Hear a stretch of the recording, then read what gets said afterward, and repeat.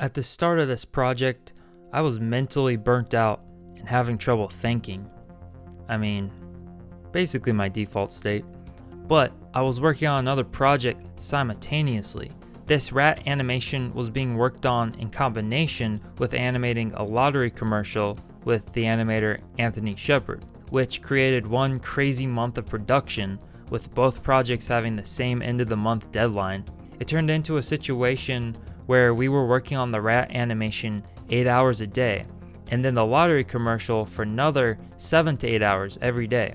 So Brittany, the cleanup artist who helps on most of my projects, drew a little style guide to get the ball rolling while I was having an existential crisis. She's always helpful with the research and putting together these little style collages. I developed the designs further to be less cute and a little more edgy. The client wanted the characters to be a mashup of Steamboat Willie from 1928, but with the attitude of underground comics from the 1970s. The classic black and white rubber hose animation was put through a gritty dystopian filter, so to speak. The 3 band members from Des Rocs were turned into punk rats, and the rats needed some punk elements to show they were punks and not just rats, so we gave them black boots, leather jackets, and some piercings. We had to make sure the rats all had something unique about them. The leader of the band, Danny, likes to wear Ray-Ban sunglasses, and the drummer was given a drumstick to always be holding in his mouth, and the bassist was the tall, slender one with long hair. We kept the characters about 5 heads tall so they would appear less cute than Mickey Mouse, and the police cat was basically an evil Peg-Leg Pete. Not to say Peg-Leg Pete was ever a hero, but yeah, he was the inspiration for the giant cat. And no cartoon villain is complete without a fat cigar to smoke. I'm not a fan of smoke at all in real life, but I love animating the fluid motion of smoke. After the character designs and storyboards were approved, it was time to animate. We had to be economical with our energy given the 4-week timeline. Most of the movements were animated on 2s and 3s at 24 frames per second, and we made heavy use of line boils and animation cycles. For the 3 cats running, I only animated 1 run cycle. I duplicated this one body 3 times, and then used the transform tool to change the height for each rat and change the color slightly so their tails and fur were all different.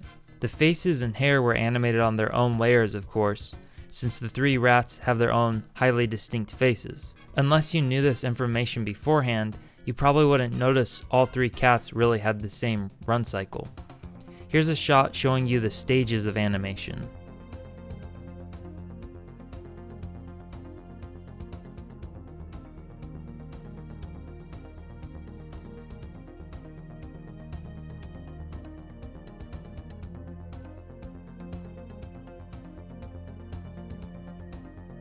On this shot, the characters are running and hiding behind this trash can, so we want the eye to be drawn into the alleyway, and using 1-point perspective to make your eye go to this point, and just use that 1-point perspective grid to draw in the windows and pipes.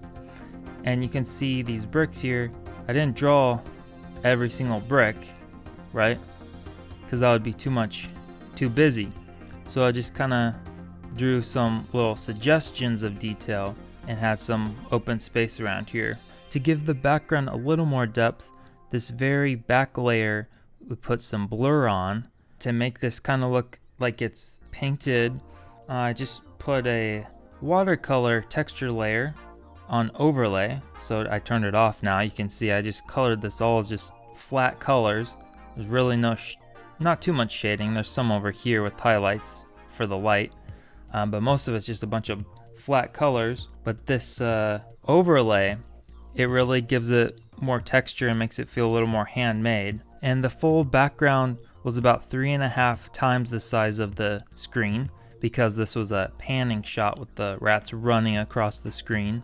On the rough animation, I drew these numbers by the characters. This was to tell my cleanup artist what size of the pen to use so that these characters are kind of shrinking as they go further back into space. And then you can see here these colors. These are the motion paths.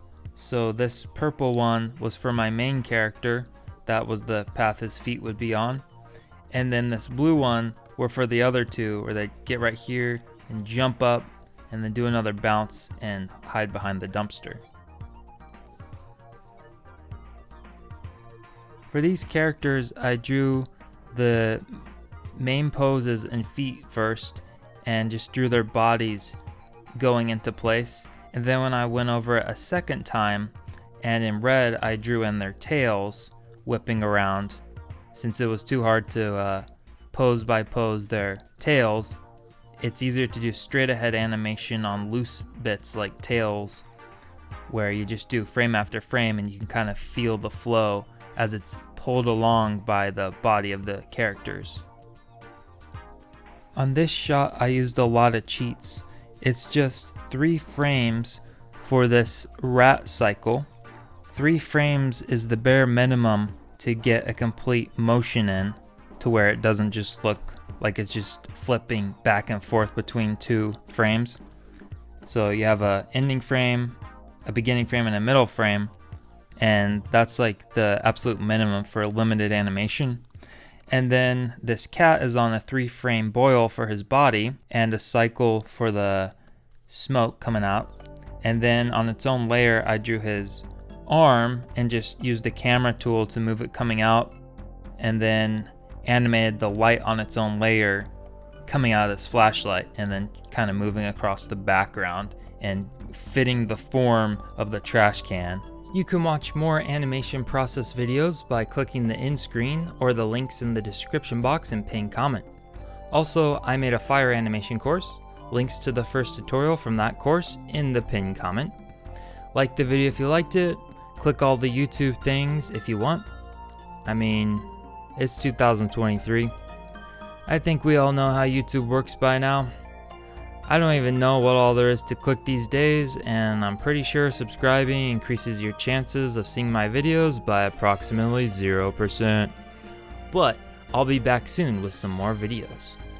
Thank you to my supporters on Patreon who helped make all things possible. Special shoutouts go to King Leo Picasso, Nick Marsden of Pleasure Fields. Check out his work on Pleasure Wax Records on Bandcamp. Matteo Segade, Rogue Deezy, Acer Vantez, and their brand Talon Music Group. If you'd like a shout out for your name or site, you can join the shout out Patreon tier, which includes a verbal shout out at the end of my videos, as well as all the previous tier rewards. The other rewards you'll get include 9 new animated loops on the first of every month. You can use these animated clips in your own videos, and you'll also get behind the scenes work like PDFs of storyboards from my films. And that's all I have to say, so bye.